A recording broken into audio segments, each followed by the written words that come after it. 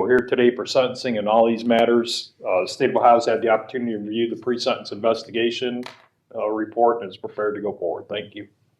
Was set for sentencing on February 1. In advance of that date, Mr. Peterson filed a motion to continue on behalf of Mr. Karpovich, asking that it be continued because Mr. Karpovich was scheduled for surgery on February 6th. So at the end of that hearing, after quite a while, I continued it. You revoked the defendant's bond on these 6 cases after you were kind enough to continue his case for sentencing. Your Honor, the only way I can tell you how I feel, and I truly feel this way about Jerry, because I have met with him many times, his significant other who's in the back of the courtroom, he's one of the very few defendants that I've represented that is so severely addicted to drugs. And that's what drove him to do what he did in these cases. Now, even though he doesn't think he should have been charged with anything, because it should be a crime because it's all for his use. And that's, I heard that for a half hour last time. Go ahead. And that's, you know what, Judge? I knew you were going to say that because that's so typical of a person that's in his position. He knows he's going to prison. He knows he screwed up. He let his family down. He let his friends down. He even let me down. Because when I heard he picked up the new case, I was so mad I wouldn't talk to him. But, you know, I've talked to him since. Believe it or not, other than addicted to drugs, and that is such a disease, such an illness that he's got. Aside from that, if you knew him other than that, he's the nicest guy in the world. He really is. But he's got this problem, and we need to help him with it. I'm going to ask you not to throw him away. How on God's green earth can I help him if he won't bother to and is not concerned with helping himself? Go ahead. How do I answer that question? I have no idea. That's why I asked you the question. I'm struggling to figure out an answer. Maybe this time that you send him to prison, when he's away from all these friends and all these drugs, that'll help. That's all we could do. We could help. Maybe all the people he hangs around with will be better off since he's not around. No question. How could I argue that? Of course. There's no question about that. But I'm going to just say to you, Judge, you know me a long time. We just finished the case. I'm going to ask you to take into consideration his age, 45 years of age. He's been involved in drugs all his life. And I'm going to tell you something. As you know, you had his brother, who you gave many, many years in prison. His whole family's involved in drugs. That's how he grew up. Going to ask you to take into consideration whatever facts you can in relation to this defendant as far as his involvement. Never had a crime of violence that I know. I don't think he's ever had a crime of violence, always drug related. I'm going to ask you to search your mind and your heart to see what's the best thing to do for him. And he would like to address the court. Go ahead. I owe the court an apology. You're absolutely right. I don't hold myself accountable. When Judge Malczewski gave me an OR bond, I thought I was going to get out of jail again for a couple of days to find out that my couple bonds here got revoked. I was so angry. I didn't have anything nice to say about the court or the whole situation.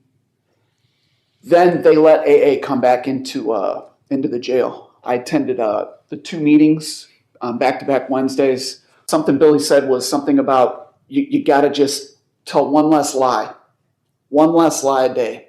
I told my family that the last case that I caught that the police confiscated a couple $1,000. Well, that's not true. I lied. I spent the money. I spent the money on drugs. And then, once I got my family on the phone, I told my son and I told my girlfriend, it's their responsibility now at this point to to save the house, which could potentially be headed back into foreclosure.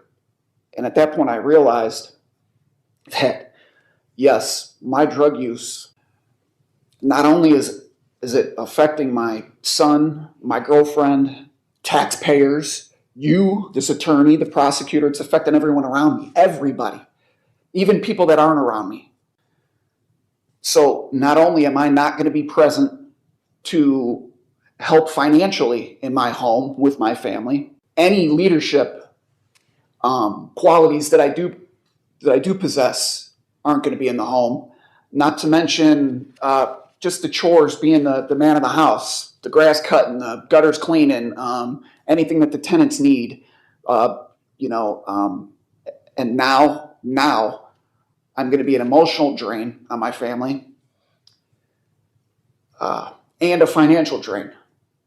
Plus now everybody's got to step it up to fill in the gap where I've so selfishly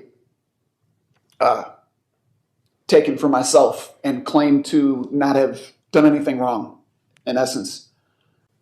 Apologize to the courts. I know that I'm going to prison. You knew that last time. You knew that on February 1st, right? Yes, I did. Yes, I did.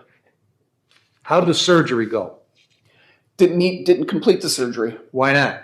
because I used drugs again. Okay, so I continued that February 1st sentencing to afford you the opportunity to have the scheduled surgery on February 6th, because you stood there and told me how bad the condition was, had Mr. Peterson go to bat for you and tell you how you needed the surgery because they would do a lousy job in the prison system. You took off your sling, took off the package, and showed me how bad it was.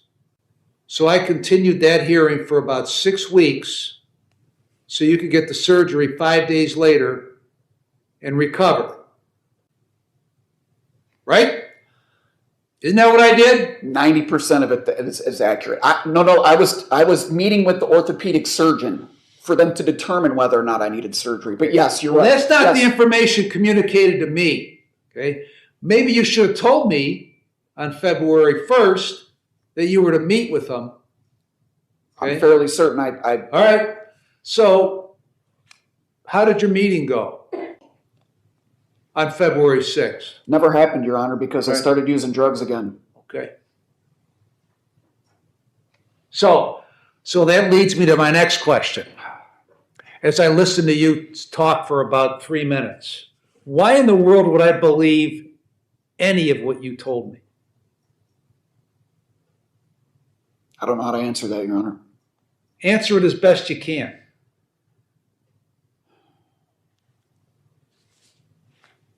Can't.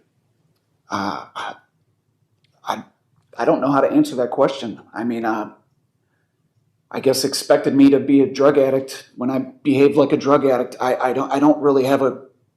I don't know how to answer it, Your Honor. I tell you what, I was sick of it on February 1st, and I'm sick of it now. Okay, because everything that you say, everything that you do, revolves around you playing the part of the hapless drug addict who can't do anything about it.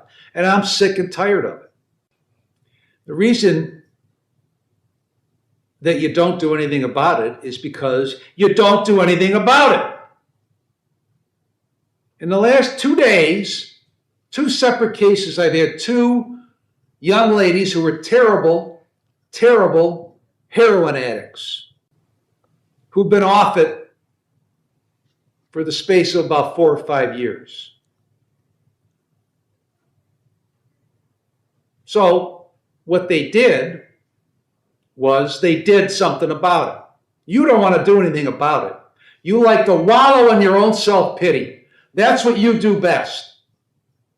And you come here and tell me how mad you were last week when I revoked your bond. And then how all of a sudden Billy came in and now you see the light. That's nonsense. Go on, roll your eyes and shake your head. I don't care. Okay? Because you've earned the position you're in, which is for me to never believe another word you ever say. You've earned that. That doesn't come easy. Anything else you'd like to say? No, Your Honor. Sit down. Be careful. Sir Geigrich?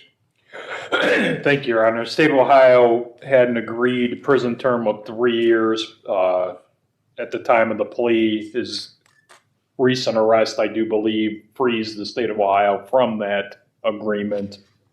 And at this point, the state of Ohio would ask us to fashion a sentence that would be appropriate for this conduct that he's been before and after. Plus, I would ask you to think about his comments that he made in the pre-sentence investigation as to his remorse to these crimes. And the last thing I would add is that anything less than actual incarceration would demean the seriousness of these offenses. Thank you. Well, it's mandatory incarceration on 1133, right? Yes. All right, I've reviewed the pre-sentence report, the drug and alcohol evaluation. I've considered all the provisions in 292911, 292912, 292913, and 292914.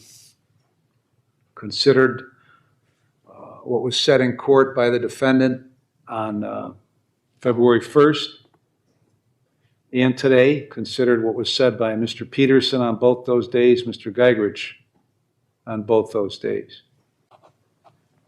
and have observed and concluded that you're the ultimate con man. On the 221158, you were caught with crack, meth, pills, and a scale. 23550, meth. 231022, heroin and meth. 23794, meth, crack, and powder cocaine. 231009, heroin, crack, scale with residue, 400 in cash, 263 in cash, 25 in cash. 231133, 8.9 grams of crack, 22.2 grams of baking soda. Can't imagine what that's for. 23.8 grams of cocaine, 2.4 grams of meth, a digital scale, and a glass measuring cup. Can't imagine what the baking soda, the scale, and the measuring cup were for. What was the baking soda for? Turning cocaine into smokable crack. What was the scale for? For making sure I purchased I got what I purchased, and for if I attempted to sell something, that I gave them what they paid for. And what was the glass measuring cup for? For turning powder cocaine into crack. Okay. So I think we had a discussion on February 1st about the scale. And this is the first time you told me that to make sure what the amount you were selling was correct. Sure. You didn't tell me that last time. Because I'm a frickin' liar. What? Because I'm a frickin' liar. You are. It's the first thing I believe you in what you said in 2 hearings. On 221158, on count 1, the F3, I sentence you to 36 months in prison. On count 2, the felony 2, I sentence you to a definite minimum of 4 years up to an indefinite maximum of 6 years in prison. Those 2 counts will be concurrent to one another. Credit for 6 days. On 23/5/50, sentence you to 12 months in prison, credit for 6 days. That will be concurrent to 22/11/58. On 23/10/22, 36 months in prison, credit 13 days, concurrent to 23/5/50 and 22/11/50. Your Honor, which file? You said 22? 23/10/22. 1022.